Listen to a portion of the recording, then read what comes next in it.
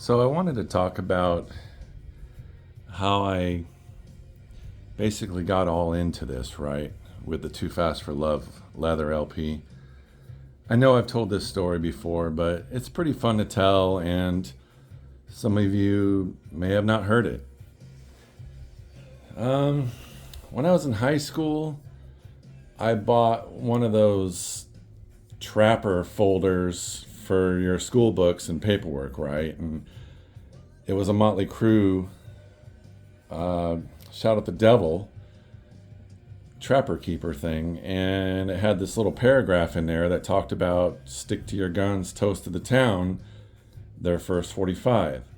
So I was on the lookout for that for quite a many years. This is probably back in like 83, 84. And it wasn't until many years later that I learned about the Too Fast for Love leather LP, right?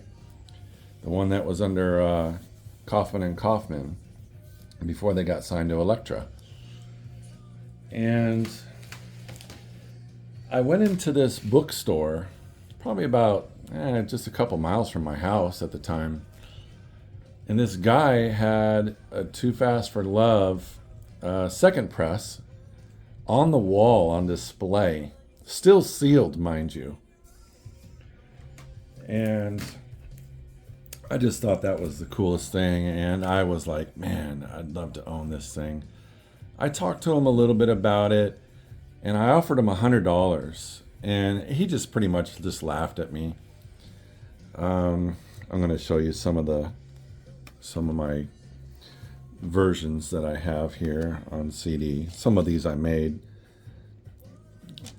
Anyway, I'm like, how in the heck am I going to get this thing out of his hands? So the story he told me was his father, and he lived in Hollywood at the time, his father told him, hey, this band is going to go somewhere someday. You should buy that record. And he did.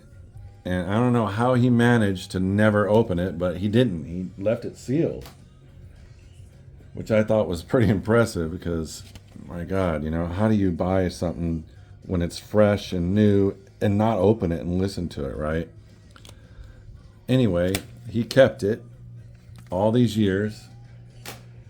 I'm really into stereo equipment, as you can see, right? So I've been into stereo since I was 14.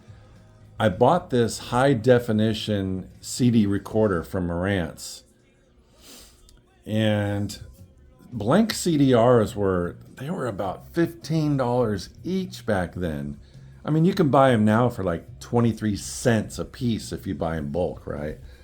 So I bought a blank CDR, and it cost me, $15. And then I had two $100 bills on me. So I had $200. And I showed this guy this blank CDR and the two $100 bills. I said, look, I'll give you $200 for that record, plus I will make you a copy. And he said, sold. So I used to go to this high-end stereo shop called Sounds Like Music. And these guys had like $140,000 stereo systems, okay? I mean, this doesn't hold a candle to that. I got $41,000 in this stereo, 140 grand. I mean, that's some really high-end equipment. And this doesn't hold a candle to that, but this is still, this is pretty good equipment. Your average Joe doesn't spend 41 grand on a stereo, right?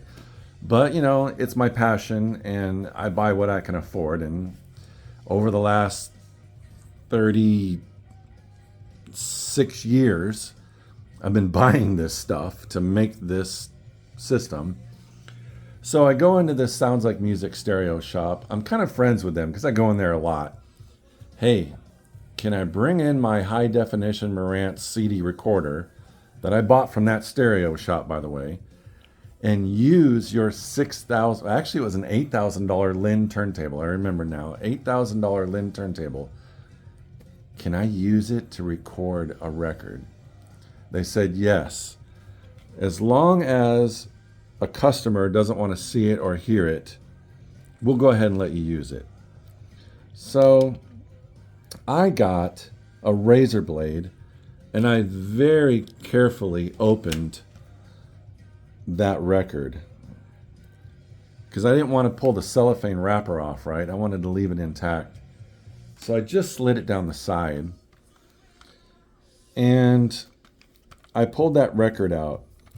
So for the very first time that it was ever played was on an $8,000 Lynn turntable, and I recorded it to my HCDC CD recorder. And then I took it home and I got SoundForge on my computer so that I could edit in between each song, make sure that there's dead silence. You don't hear any cracks or pops in between the songs from the record noise itself. So I spent hours and hours on that. Finally got it nailed down, and I didn't alter the sound at all. All I did was just alter the in between each song break, okay? That's it. I didn't screw with the sound quality. I wanted it to be as raw and clean as possible. So after I did all that, then I went down to Kinko's and I brought the record with me, pulled out the insert. I scanned the front and the back. And mind you, I have had 23 copies of the Too Fast for Love leather LP now. I've had a couple first press, lots of second press, and probably a couple third press, right? So I made all these scans at Kinko's, and then I put that into my computer, and then I made these CDs that you see here. I just kind of made up this stuff, using the original as a template. And then, I did all this. I input all this. I wanted to make it look like it could have been an official release. CDs were invented in 1982 in Japan. They came to America in 1983. Well, this came out in 1981, right? But, if CDs did exist then, that's what I was trying to aim for. I wanted an original, authentic look. So that's how I came up with this. It sounds really good, in my opinion. I've heard a lot of good comments about it from other people that I've given this to. Anyway, yeah. So that's the story, and hope you enjoy it. And this is one of my favorite records of all time. I love this album.